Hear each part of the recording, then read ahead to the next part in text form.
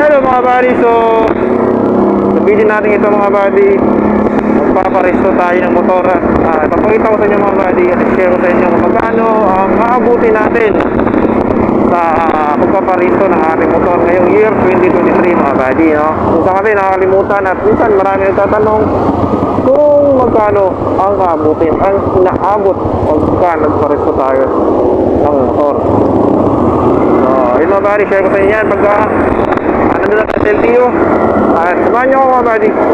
Alam ko medyo matagal-tagal to, dahil alam naman natin pag pumunta tayo sa LTO mga buddy, kahit ano pang transaction, kukuha ng lisensya o rin parestro, expect na natin mga buddy na medyo matatagalan tayo. So yan mga buddy, samahan nyo ako. Let's go! Brrr!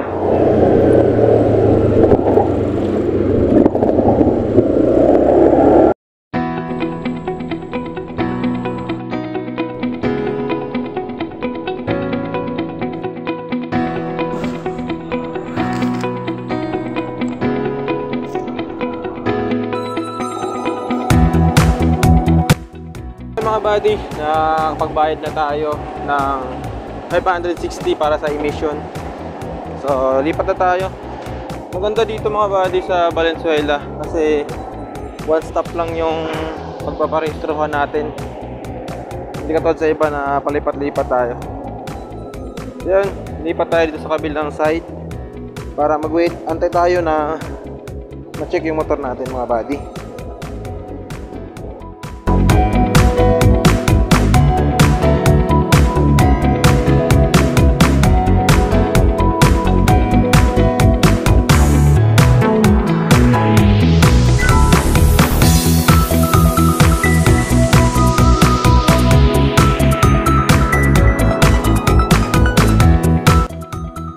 Mga buddy, tawag na tayo. Tapos nang i-check, emission check yung motor natin.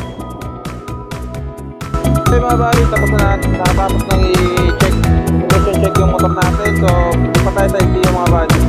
Bumasa yung motor natin mga buddy. So, lipat lang tayo dito sa kabila para magbayad na tayo sa LTO.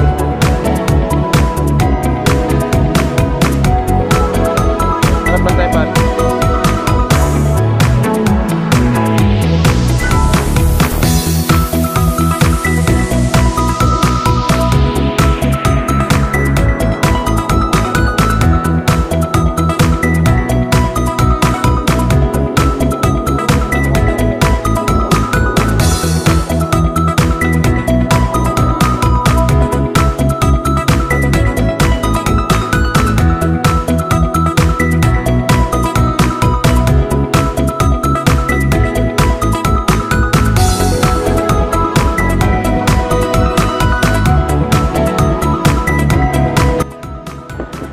So ayan mga buddy, tapos natin yung ating pagpaparesto na motor natin.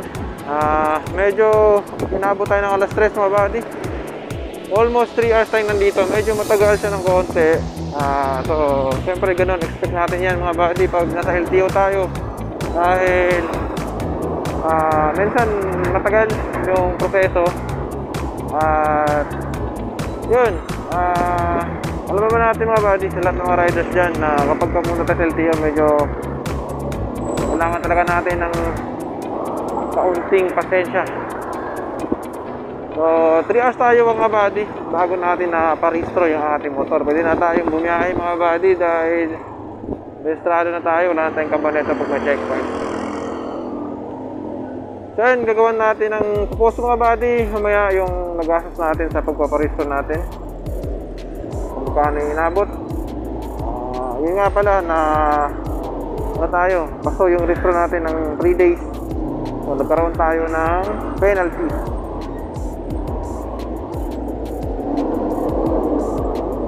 Eh mga buddy, lang yung video na may share ko sa inyo ngayon, pagpaparehistro ng motor natin. At sana matulong tayo at sa mga nagtatanong. At yun mga buddy, magkano nga ba inabot ng ating parehistro sa motor?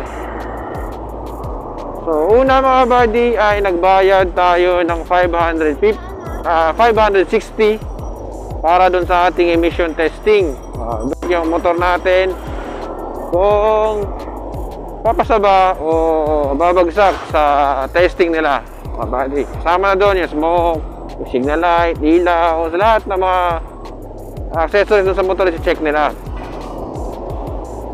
So, after nun mga buddy, pag pumasa ka na, kukuha ka na insurance. So, insurance na kinuha ko mga buddy, which is doon na din mismo sa LTO, is nagkakahalagang 550. So, yun, nakadepende sa inyo yun kung saan kayo gusto magpa-insurance, kung saan meron kayong kilala na mas mura. Pero yung nakuha natin ngayon mga buddy is 550.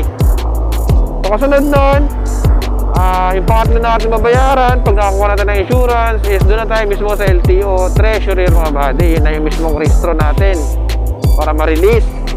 So yung nabayad natin ay 360 dahil nag-penalty tayo mga buddy dahil napasok kasi yung registro natin ng 3 days. So alam naman natin na pag pumaso ng within 1 day pataas, so may penalty tayong 120. So yun, so kaya ang nabayaran natin is 360 buddy. So yun, total natin lahat yan. So yung mga buddy, total lang natin yung una sa emission 560 plus doon sa insurance natin na 550 plus doon sa registration natin sa LTO mismo treasurer 365. So, nasa 1,475 or something. More or less 1,500 mga buddy yung babudgetin natin kapag ka nagparehistro tayo ng ating motor. Ayun. Sana nakatulong yung ating pag-share ng kaalaman mga buddy patungkol sa pagpaparehistro ng ating mga motor. So, yun. God bless mga buddy and ride safe always. Peace and love.